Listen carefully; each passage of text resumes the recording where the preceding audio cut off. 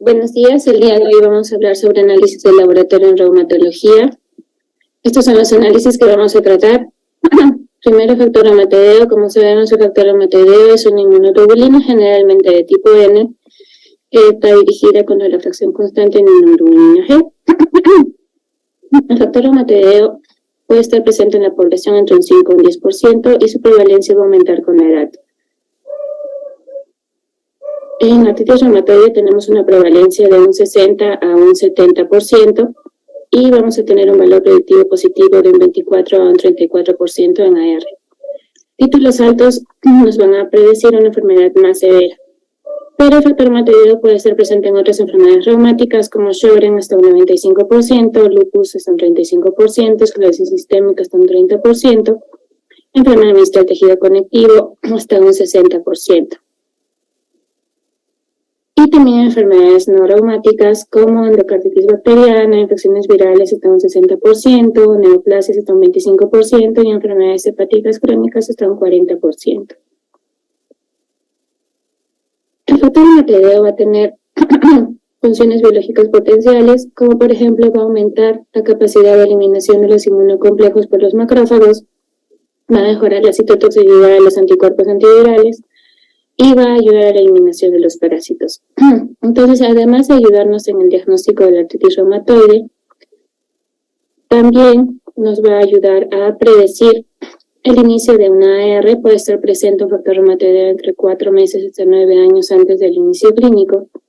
Nos va a ayudar a dividir en subgrupos de pacientes entre factor reumatoideo positivo y factor reumatoideo negativo. También nos va a proporcionar información acerca del pronóstico del paciente. Aquellos pacientes que tienen un factor reumatoideo positivo van a tener mayor severidad de enfermedad y nos pueden ayudar a predecir la respuesta a drogas. Los pacientes con factor reumatoideo positivo van a tener una mejor respuesta a rituximab, por ejemplo, y a abatacept. El otro anticuerpo es el anti-CCP. Como sabemos, los anticuerpos se van a citrullinar a través, los péptidos se van a citrullinar a través del enzima PAT. La arginina se va a convertir en citrulina y estos péptidos citrulinados van a ser captados por células presentadoras de antígeno. Que si estas células presentadoras de antígeno tienen un epítope compartido, este epítope compartido va a tener una especial sensibilidad, una especial preferencia por estos péptidos compartidos y va a presentar estos péptidos compartidos a linfocitos T, que luego se van a expandir y además van a presentar estos péptidos compartidos a linfocitos B, que van a formar los anticuerpos anticitrullinados. Aunque los anticuerpos citrulinados son altamente específicos para artritis, tienen una especificidad de 95% y una sensibilidad de 50-70%, también pueden hallarse en otras enfermedades como la artritis psoriásica con aproximadamente 17%, un Sjögren un 7.5% y en hepatitis C hasta un 5%. El anti-CCP se forma contra péptidos diversos como filagrina, fibrinógeno, vimentina, clusterina y se evalúa a través del test estándar es el anti-CCP2 por ELISA. El anti-CCP nos va a ayudar en el diagnóstico de los pacientes con AR, pero no se ha visto que sea importante en el seguimiento. En estas revisiones de estudios longitudinales, a que los pacientes después de aplicarse infliximab o después de DIMAS o metrotexate, solo en algunos se vio que hubo una reducción en los niveles anti-CCP, en la mayoría no tuvo efecto, por lo tanto, en general el anti-CCP no se usa en el seguimiento. Los pacientes anti-CCP negativos tienen algunas características especiales, por ejemplo, en ellos se ha encontrado más el HLA-DR3 y el B08. Además, tienen una menor progresión radiográfica y tienen menores manifestaciones extraarticulares. Por lo tanto, tienen un pronóstico más favorable, pero las terapias dirigidas contra células T o células B no tienen tanta respuesta en ellos. Tanto el factor reumatoideo como anti-CCP tienen un peso significativo en los criterios ACR.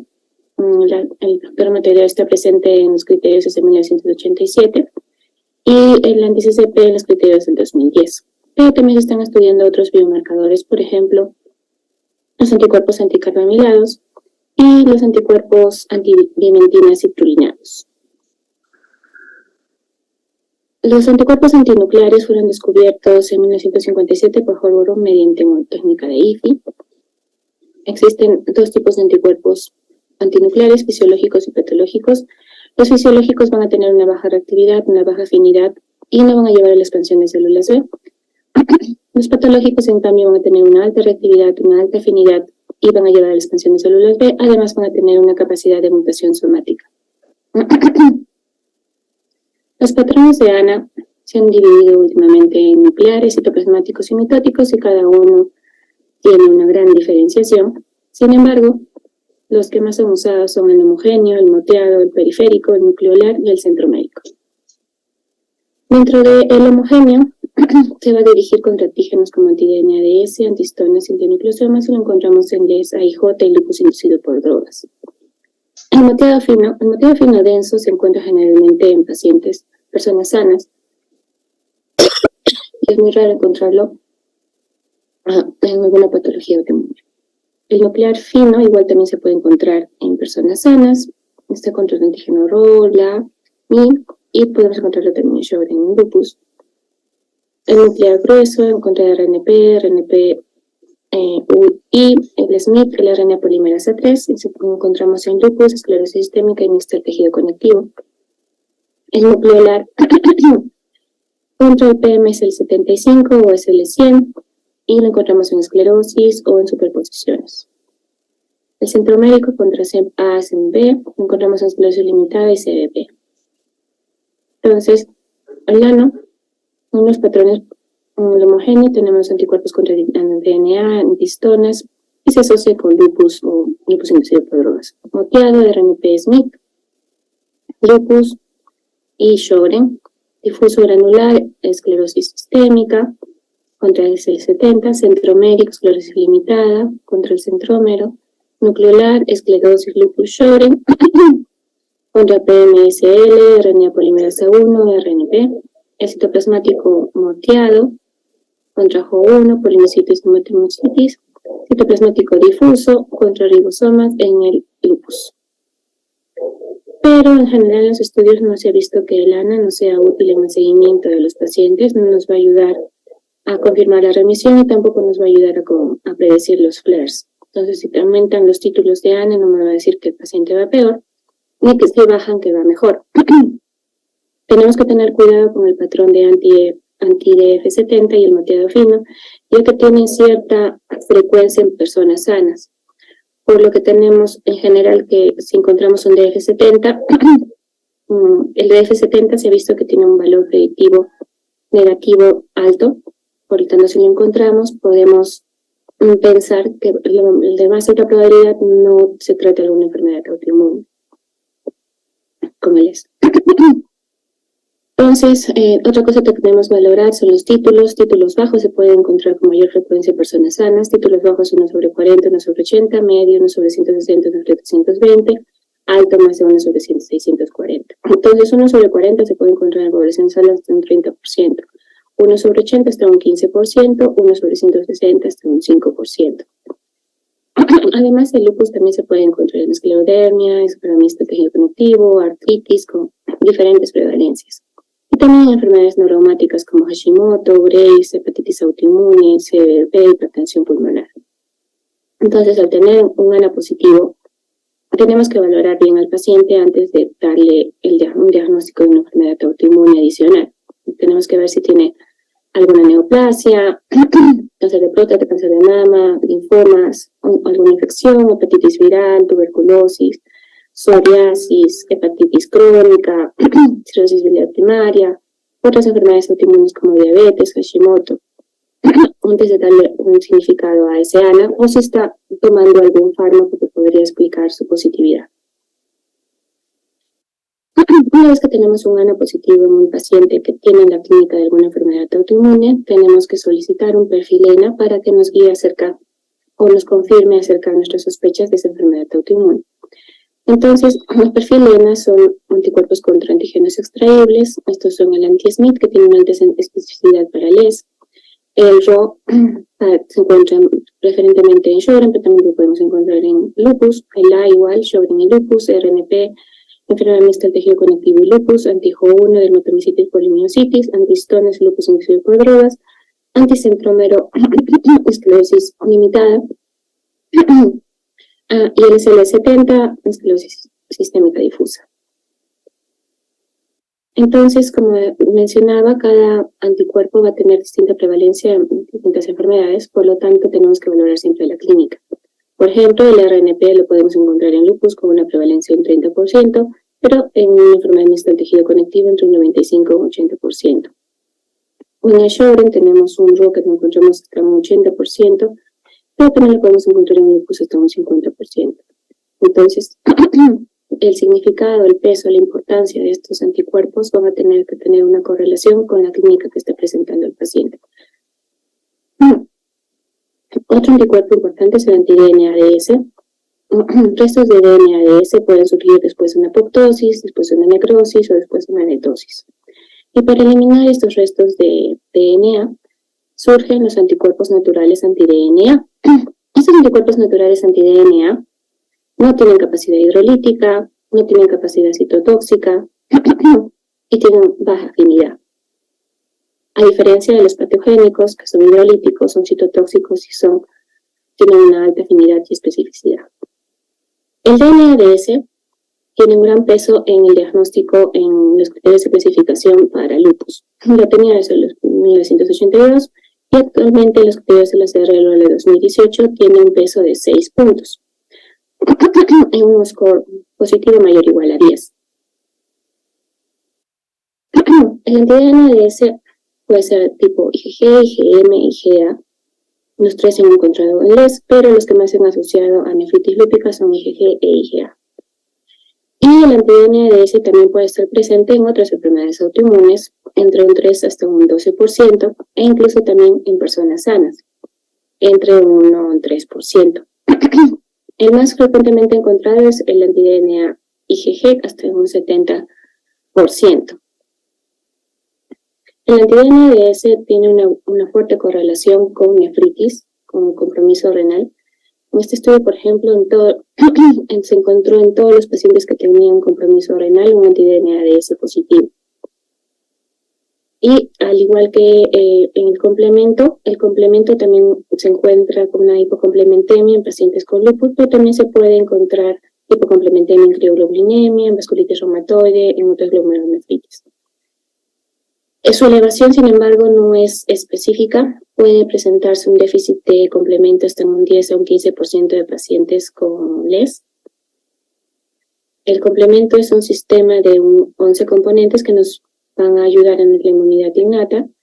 Su déficit parcial o total del complemento C4 se ha visto que tiene un alto riesgo para el desarrollo de LES. Lo que no ocurre con el déficit de C3. El déficit de C3, parcial o total, no ha demostrado dar mucho riesgo para el desarrollo de enfermedades autoinmunes. Incluso en pacientes deficientes, en ratones deficientes de C4, se ha visto que hay un desarrollo espontáneo de autoanticuerpos contra antígenos nucleares. Pero la hipocomplementemia también se puede presentar en otras cosas, como por ejemplo infecciones, aterombolismos, SHU, sepsis severa, desnutrición, falla hepática o otros compromisos hepáticos. Principalmente el que suele caer es el C3, en la mayoría de ellos, por lo que la hipocomplementemia de C4 es mucho más específica de LES. Y el complemento, al igual que el anti-DNADS, tiene un papel en nefritis lúpica. En el seguimiento en este paciente con nefritis lúpica se ve como hay un aumento progresivo del complemento después del tratamiento para la nefritis. Otro análisis que solemos solicitar es el HLA-B27.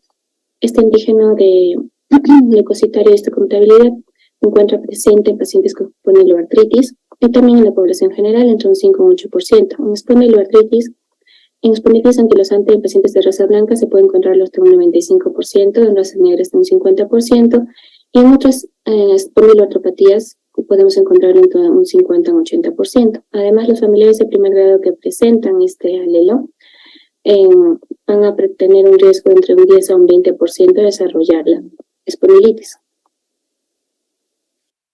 El HLA-B27 también se ha encontrado en otras espondiloartropatías como artritis reactiva entre un 30 y un 70%, artritis psoriásica en un 40 y un 50%, y en uveitis anterior hasta un 50%. Y se encuentran también asociaciones extraarticulares, además de la uveitis anterior, como esclerosis anterior, fibrosis pulmonar del lóbulo superior, regurgitación aórtica u otras anormalidades cardíacas de conducción, nefropatía por IgA, y también puede presentarse atenuaciones de infecciones virales como VIH, hepatitis C y B. El PCR es un reactante de fase aguda que su formación primaria va a ser el hígado. En el hígado los monómeros de PCR van a formar pentámeros cíclicos antes de ser liberados al plasma y se va a responder a alguna lesión tisular o inflamación. Su elevación es rápida, entre 4 a 6 horas después de la lesión. Igual su caída es rápida después de la resolución de la injuria. También se puede elevar en otras circunstancias, además de las infecciones, de la inflamación, como obesidad, tabaco, diabetes, hipertensión, uremia, incluso con la toma de anticonceptivos orales o aterosclerosis. En reumatología, su papel más importante va a ser en AR, en espondilitis y en vasculitis sistémica, que nos va a ayudar tanto en el diagnóstico como en el seguimiento de los pacientes. El PCR tiene una importancia en el seguimiento de los pacientes con artritis reumatoide en el DAS28. Se ha visto, por ejemplo, en este estudio, si hay un cambio solo en el PCR, podemos variar a un paciente en actividad leve o de actividad a remisión. Por ejemplo, en este paciente que tiene 3 dolorosas, 0 tumefactas y un PCR de 10, nos va a dar una actividad leve con el DAS28, pero si este PCR fuera de 3, obtendríamos un DAS en remisión. La velocidad de sedimentación, como sabemos, mide la sedimentación de los glóbulos rojos, la tasa de sedimentación de los glóbulos rojos en un periodo de 1 hora. El método de preferencia es el Westergren, y puede variar en la velocidad con ciertas características del paciente, por ejemplo, la obesidad, el hecho que es varón o mujer, la edad del paciente. Es mucho más importante su elevación en enfermedades como la artritis de células gigantes y la polimialgia reumática, pero también nos sirve en artritis reumatoide y en vasculitis. Tenemos que tomar en cuenta los factores que pueden influenciar su incremento o su decremento, por ejemplo, la edad, el embarazo, la anemia, macrocitosis en su elevación, y la disminución con policitemia o leucocitosis. El ANCA, que son anticuerpos contra el citoplasma de neutrófilo, podemos evaluar mediante IFI o ELISA. Mediante IFI tendremos los patrones, el ANCA-C y el ANCA-P, y mediante ELISA tendremos los patrones de ANCA-MPO y ANCA-PR3, cada una vinculadas a ciertas enfermedades. Acá tenemos en la figura A el ANCA-C, citoplasmático, y en la B el perinuclear o el ANCA-P. Entonces el ANCA-C se va a encontrar con mayor frecuencia en la granulosis con poliangeitis. Por IFI vemos que hay un 66%, que en ELISA sería un 68% de PR3, y el ANCA-P se va a encontrar más en poliangitis microscópica, un 58%, y en la MPO, un 58% por ELISA. Pero también los ANCAs pueden ser positivos en otras patologías, sobre todo, por ejemplo, la enfermedad inflamatoria intestinal, la artritis reumatoide, el lupus, las miositis, la CBP, la hepatitis autoinmune, endocarditis, infecciones crónicas por VIH o hepatitis C. También podemos encontrarlo después de exposición a drogas como hidralazina, propiltobrasilo, de penicilamina. Podemos encontrarles un 90% de los pacientes con vasculitis renal limitada, hasta un 10 a 40% de los pacientes con enfermedad contra la membrana glomerular, y en enfermedades inflamatorias intestinales, en el caso de la colitis ulcerativa, hasta un 60%, y en el caso de Crohn, hasta un 15%. En resumen, los más importantes en artritis reumatoide serían PCR, BCG, anti-CCP y factor reumatoideo. Anti-CCP es más en el diagnóstico, PCR y BCG en el seguimiento. Para el diagnóstico en lupus, ANA, perfilena, anti-DNAS, CPC4, proteinuria 24 horas, examen completo de orina. Y para el seguimiento, examen completo de orina, proteinuria, C13C4 y anti-DNADS. En el caso de vasculitis sistémica, para el diagnóstico PCR, BSG, ANCA, proteinuria 24 horas, examen completo de orina. Y para el seguimiento PCR, BSG, examen completo de orina, proteinuria. En el caso de el ANCA, hay que hacer una mención especial, ya que el ANCA puede variar cuando hay un paciente activo con vasculitis, puede volverse negativo o positivo, o pueden variar sus títulos. Sin embargo, estas variaciones no pueden ser el único cambio que nos lleve a tomar una decisión terapéutica, sino que tienen que tomarse en cuenta los otros parámetros o la actividad clínica para decidir o no variar el tratamiento. En conclusión, el factor reumatideo no es diagnóstico de artritis, se presenta en otras patologías, reumáticas y no reumáticas y también en personas sanas.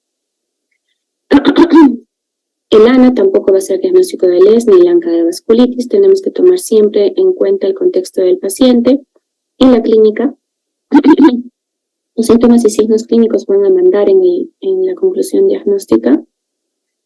Luego tenemos que solicitar análisis apropiados para la enfermedad que estamos buscando, porque si no nos dejamos guiar por los síntomas y los signos y pedimos ANAS, ANCAS, REPANCAS, como dicen, y pedimos sin ningún criterio clínico, podemos obtener resultados positivos que en general nos van a confundir más que guiarnos, porque si estamos buscando, por ejemplo, estamos estudiando un paciente con posible lupus y pedimos un ANCA, lo más probable es que hay una probabilidad de que pueda salir positivo, y en verdad, en vez de guiarnos, nos puede confundir. Y finalmente, si tenemos dudas acerca de algún resultado, siempre tenemos la opción de consultar o con otros colegas o con otras especialidades o con nuestros mismos colegas. Finalmente, finalizar con la frase de quien no sabe lo que busca, no comprende lo que encuentra. Gracias. Muchas gracias, doctora Yelitza, por su presentación. Solamente queríamos juntar las preguntas de la presentación suya y de la presentación siguiente del doctor Francisco Ceballos, porque más o menos tienen similitud en los temas, ¿no? Entonces, juntar las preguntas, a ver si puedo esperar terminando la exposición del doctor Ceballos para proceder a la pregunta. Doctor Barrantes.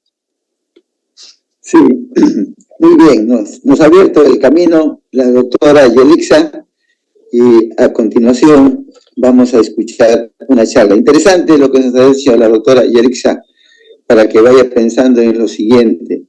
Nos ha hablado ella en gran parte de marcadores, sobre todo anticuerpos para enfermedades inflamatorias reumáticas, ¿cierto? Sobre todo inmunológicas.